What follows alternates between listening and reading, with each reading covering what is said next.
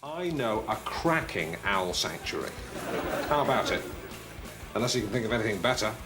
Could go shopping. Pick us! Building the games room! Rush trips! Night game hunting! Oh yeah! Hello again folks and welcome back to another video. And no, I have not gone completely mad. This week we are going to a flea market which has an owl sanctuary inside it, as well as the car boots and anywhere we can find games, as we are off once again live game hunting. But before we head off on a magical mystery tour of Norfolk, I just want to remind you folks at home watching to hit that like button if you enjoyed the video and to subscribe. So I put new videos out every Saturday live at 5, as well as bonus videos, and I want you along for the game hunt. Now, let's get game hunting. So here we go, it's bright and early on a Wednesday morning, and do you know what, I thought the weather's nice, let's risk the midweek car boot, and never really have a lot of luck, so let's see what happens today. We get to the first stand, and I find this controller in a weird box of just general stuff, and I just generally do not recognise what this is. I cannot work it out. I would kind of go out on a limb and say it's maybe for the Xbox or Xbox One, but I'm really not sure. Like, why does it open up in the middle? Let me know in the comments down below. As we all know, this car boot is normally pretty huge, and it normally has stalls both sides of each kind of lane as such, but it seems midweek we're only getting stalls down the one side. Next up we come to a reseller stall, and one I've used before, and they did have some pretty decent stuff out already, but they were still unloading a lot of their stock, so I had a little bit of a shuffle through. As you can see, some pretty sweet tiles here. But what I was going to do was go around the car boot and come back on the way out and see what else they put out. I would like to say I kind of consider myself fairly well versed in the history of video games, but when it comes to consoles from like the 70s or very early 80s, I know very little about them. There was just so many kind of one-off consoles in this time, but the artwork from this period is always just absolutely amazing, and to see like boxed complete games from this period is such a weird thing and cool to see. There's a fiver, mate, a lot. Fiver for the lot? Yeah. You just love to hear it, don't you? A fiver for all this retro goodness. I don't know if this works, I don't know what it is, but I'm having it. Yeah. Also, on the same store, he had this crystal controller for the original Xbox. Again, I don't really know if it works. Oh, yeah. But for a quid, I'm pretty happy to take the risk. You don't see this colour of controller as often. I already have the console and like another one to match up. Another stall and another massive pile of games, and these are my bread and butter when I go to car boots. Games for £1 each. We've got original Xbox, we've got PlayStation 2. The hardest part of these games is just remembering which ones you have. So definitely download an app such as Game Eye to remind yourself which games you have for these systems. Otherwise you'll be buying games over and over again you already have. A lot of these are cheap tiles, so happy to pick a couple of these up for a quid each. Nice little pickup and a good way to build your game collection. A weird thing I do, and I just don't even know why I've done it, it's never actually paid off, is I always check Nintendo DS games, because you never know in like a store like this, which is just hiding what looks like a load of shovelware, if there's going to be a Pokemon game hiding. It's never actually even happened to me, but as soon as I see a Nintendo DS game, I have to check. Much like the Acetronic I found earlier in the day, I'm always looking for the weird and wonderful at the car boots. You know, they're kind of out of place. You always see stuff like Xbox, PlayStation, even Nintendo, but it's kind of more random. Commodore, Amiga, Sinclair, stuff like that, I love to see. Going for a, can't remember, a Commodore or something like that. Something, oh, how much do you want for it? Fiver. As I said, the Wednesday car boot is always a little bit hit and miss, but you know, there wasn't that many sellers here today, but I was going to head back to that first reselling table and see what I could pick up.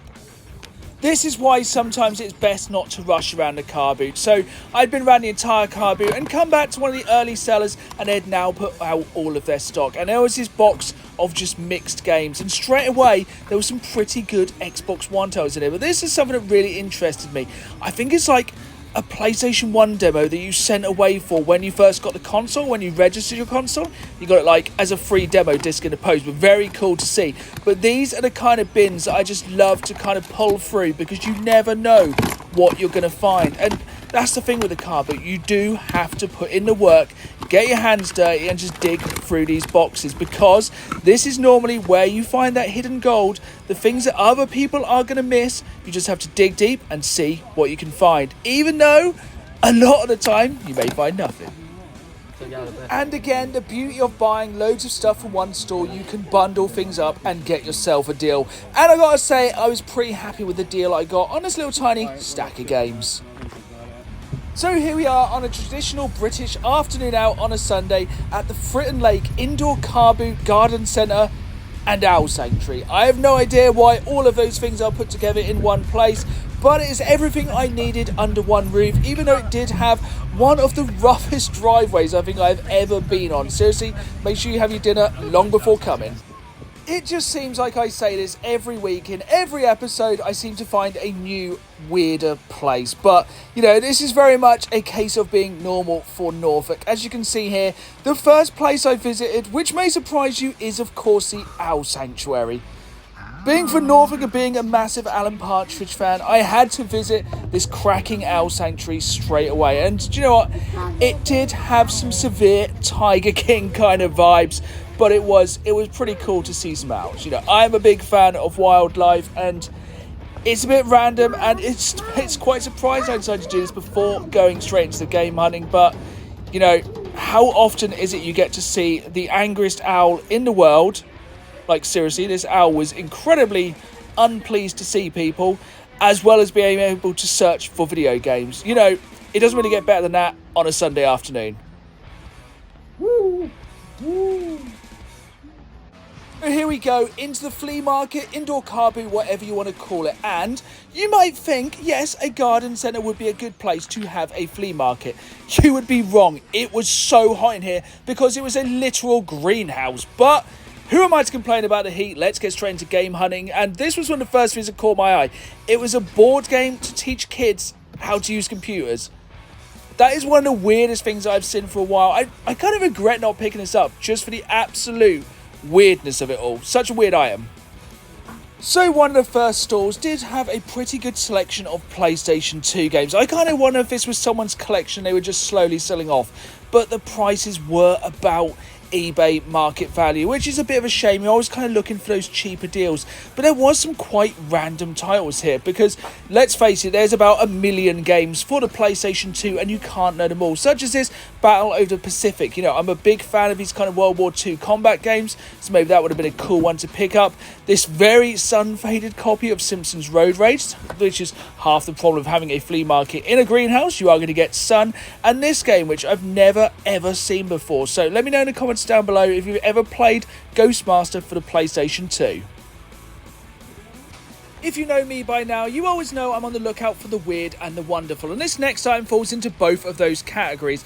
It is this Silence of the Lambs in your pocket keychain. I presume when I put some fresh batch in this, it will play clips or kind of phrases from the film. I remember having a South Park one of these back in the day, so Silence of the Lambs is a very weird one to have in this. There was obviously loads more games kind of slightly hidden around this place, and yeah, I think it was more about finding the bargains. Like, I think the Spider-Man games are slowly going up, so grabbing that on Platinum for £1 is not too bad, even though I'd normally steer clear of Platinum. I did have a look at this Disney's Tarzan game, because some of these games can be worth a bit more on CX. It's always worth checking some of the slightly more obscure titles, and yeah, it's just one of those places you have to dig through, and you know, how ironic is it to have Alan Partridge in an owl sanctuary? I would say for sure this place definitely had more of a flea market style vibe than an indoor car boot. You know, this place was absolutely stuffed from floor to glass ceiling full of stuff. And yeah, you just had to get in and dig. These are the kind of places I love for just that matter. That's why I love the car boots. I love digging through stuff. I like finding the weird and wonderful, such as these blatant knockoff Mario and Luigi keychains. Seriously, I'm surprised Nintendo hasn't been to this flea market and shut it down. Nintendo does not mess about with its like characters, and yeah, these were pretty funny. I was kind of tempted to pick them up just because, you know, Nintendo knockoff stuff's always laugh, but just left them there. This place had everything, and when I say everything, I mean everything. Even this lamp made out of the kick pedal from a drum kit. So drummers, line up, there's only one of these in the world. I've said it a million times, but I'm always on the lookout for strategy guides. If they are cheap, chances are I'm going to pick them up. But these ones just weren't quite cheap enough. They're not like the most desirable guides. I was definitely more tempted by the Soul Calibur one than the Battlefield 2 one. But, you know, they were about £5. And the annoying thing was about this place is they only took cash, and I only had a finite amount of cash on me. I wasn't really sure how much I was going to find in this place, so I had to be pretty picky with my pickups. This next sound was pretty cool. To me, it kind of looked like a collector who was maybe like cutting down on their collection somewhat. They had some Star Wars stuff, even some Star Trek stuff. Cool little knickknacks. If they'd been cheaper, yes, I would have probably picked up for the games room. There was definitely some cool things here. On the top shelf is a pretty decent selection of DVDs. Something I've never seen before, these like Micro Machine Star Wars. I've obviously seen Micro Machine Star Wars, but not that specific one. That kind of cool looking colour. And yeah, there was some decent stuff here, but it was fairly priced. I wouldn't say it's overpriced, but I wouldn't say it's as cheap as I'd like to find. It's the kind of stuff I think you could find a lot cheaper at the Carboot, but it was definitely cool to see some of these like collectibles because, you know, sometimes these flea markets will not really have anything kind of more upstate or more this kind of niche. Speaking of Star Wars, let me know in the comments down below if you remember these money boxes that came out when The Phantom Menace came out. Honestly, hand on heart, if they had had all three of these, I'd have been pretty tempted to pick them up. Just because they move and have sounds and music and just kind of recreate that classic moment for the end of The Phantom Menace. They were pretty expensive, but as I said, I don't know if I'll ever be able to find the Obi-Wan one, which is obviously the one I'd want the most. Like it was ever needed, here once again is conclusive proof you can go nowhere and not find a copy of Brain Training. The most common game of all time? Let me know in the comments down below. Now here is probably the final thing I was expecting to find in the flea market, a sealed Nintendo DS game, and one, to be honest, I'd never heard of. I did look this up while I was there, just in case I was missing something that was worth hundreds of pounds because it is sealed and obviously a very old game. Sadly not, but it was cool to see nonetheless. So that was it for this flea market, and do you know what, I really enjoyed it. From the giant wrestlers to all the video games, the DVDs, the weird stuff such as skeletons, even though it had been one of the hottest afternoons of all time, literally walking around in a greenhouse on a hot British summer's day. Yes, a hot British summer's day. It was really cool, and definitely a really cool experience. I don't think there's many flea markets in this country as such, especially not in my area. You know, you kind of get more your antiques places, but I would definitely say I consider this a flea market. It was a really cool experience, and it was also nice to see the owls. But that is not all. Right near the exit, near the till, so I guess I could keep an eye on it, was this PlayStation 1 bundle. And you know, a lot of people say you can't get a good deal in a flea market or kind of one of these antique shops, whatever you want to call it.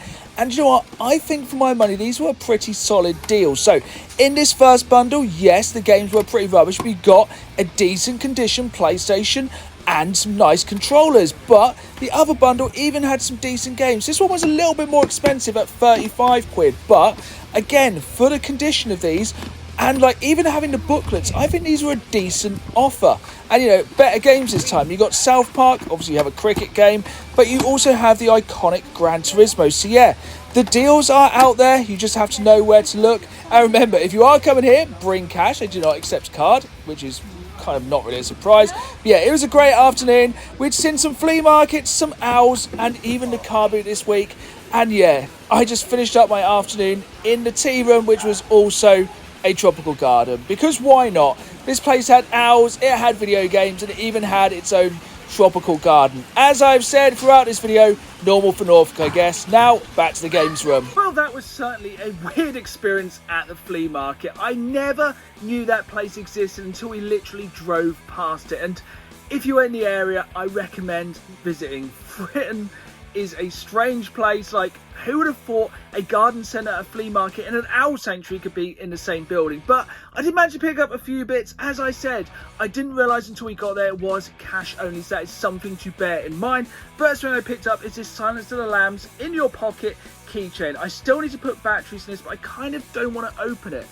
I like these kind of things because they're weird. And for 50p, I think that's definitely worth picking up. Game-wise, I did just pick up the one, and it is the Platinum version of Spider-Man for the PlayStation 2. I wouldn't normally pick up Platinum versions of games, but for £1 and the Spider-Man games are pretty in demand at the minute, it's worth picking this up. One thing that I did pick up, which I didn't show on camera, I don't know why I just missed it, is this copy of Teenage Mutant Ninja Turtles 3. Yes, it is a DVD, but the thing is, I don't think this film, correct me if I'm wrong, is on any of the streaming services at the moment. And when I want to go back and watch the TMT films, I want to wait to do it. The midweek car boots are always a bit of a weird one. Sometimes you'll find absolutely nothing and it'll be dead, and some weeks you do really well. So I wasn't there for ages, but I did manage to pick up some decent bits. First of all is the Matrix Path of Neo for the original Xbox. Nothing too much to write home about, but it was £1, it's about £3.50 game in CX, and I'm always looking for games for the original Xbox. This one is complete, so quite happy to add it into my massive now original Xbox collection. Next up, we have this little bundle I picked up from the Carboot. As you can see, I did pick myself up another one of the Disney Infinity figures. I'm getting very, very close to having a full set of these. And this was one of the very last ones I needed, the Falcon, which is actually one of the coolest ones I think I've ever seen. These are about £3 in CX, but it's more becoming now the luck of the draw if you can actually find one. So mainly, I kind of got that as a bit of a throw-in, and these are the games I was looking for. So this was very cool. This is a demo for the PlayStation 1, and kind of going from the inside, I'm going to kind of cover the person's address. I presume this was something they used to send out when you kind of signed up and got your console registered. As you can see on the back there, it says it's a welcome pack, and yeah, inside is just some like piece of paper, and also we have a demo disc in here, which I really need to check out what's actually on there. But really cool thing to see nonetheless, something I don't think I've ever seen before. Obviously I've seen a lot of PlayStation 1 demos, but I've never seen this one specifically, so very cool. It's why I always say it's the weird things that you see you pick up. Next up, we have a couple of games for the Xbox One.